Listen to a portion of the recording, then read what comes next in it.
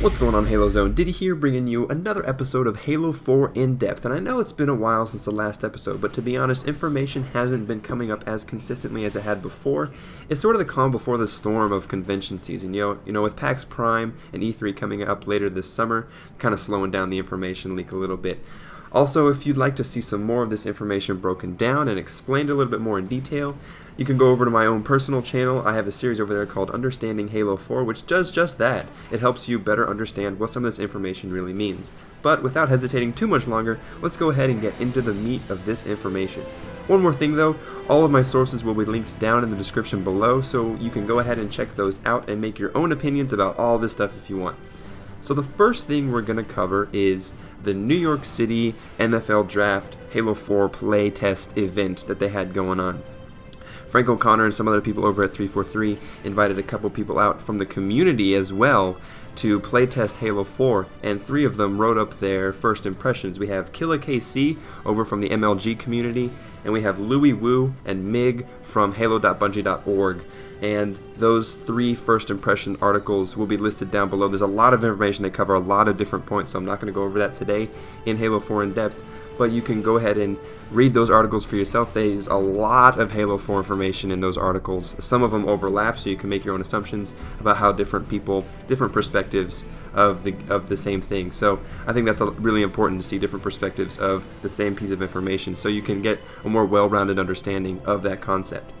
The next thing we're going to talk about is live action. We've all seen Halo live action stuff before, from Halo 3, Halo 3 ODST, and Halo Reach. We've seen a lot of stuff. We're really hoping for a Halo movie. They're going to be making a live action series leading up to the release of Halo 4 called Halo 4 Forward Unto Dawn. Now, over on Kotaku, which is a nice gaming website, I believe, they announced, they have this article linked down in the description below. They're releasing 5 15-minute installments leading up to the launch of Halo 4, and this is a direct quote from the article. It will tell a story about Master Chief inspiring a young UNSC cadet who goes on to become a leader on the UNSC Infinity spacecraft. The cadet and his story will tie into the plot of Halo 4. So they're releasing this live-action storyline leading up to Halo 4 to kind of get people more grounded into the Halo universe before Halo 4 even comes out, and the storyline is going to link to Master Chief somehow, I'm guessing in the campaign. So we know that the Infinity is going to cross paths with the Master Chief at some point in the campaign. We don't know for sure how just yet. This could be it. This could be one thing. This could be the only thing that links Master Chief. We don't know yet, but I think that this is a really awesome idea. I'm really looking forward to this. It's going to be awesome. Halo live action is just, the best thing on the internet right now.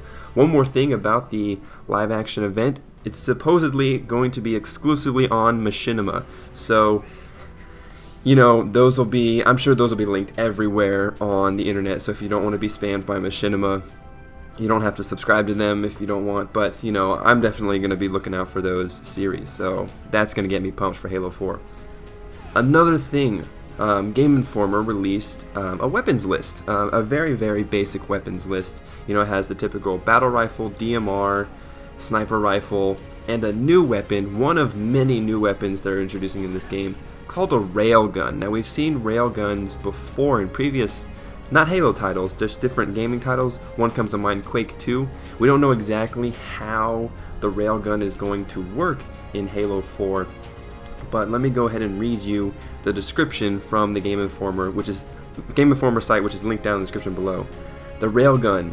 The ARC-920 Railgun is a compact channel linear accelerator that fires a high explosive round at incredible speed, delivering both kinetic and explosive force to both hard and soft targets alike.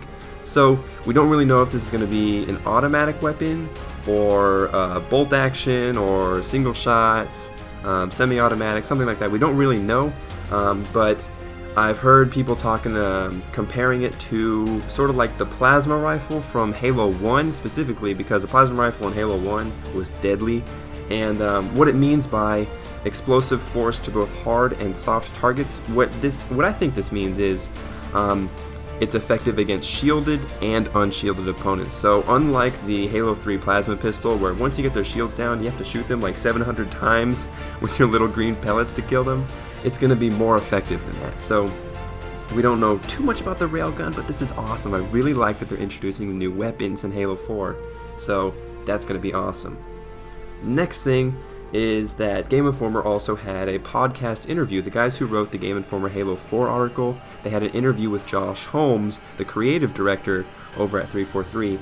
They had a little podcast Q&A session going on. It's about 30 minutes. I haven't listened to it myself yet. I'm going to go do that right after this commentary. And they answer a lot of questions about Halo 4. They clear up a little bit.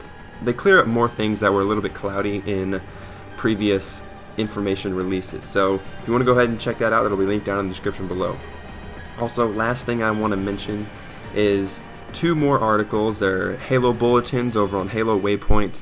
The April 25th and May 2nd Halo bulletins are pretty stacked with Halo 4 information as well. They're just overviewing, covering everything we've heard so far, and May 2nd's bulletin is actually written by Frank O'Connor himself, so you know that's going to be really good information.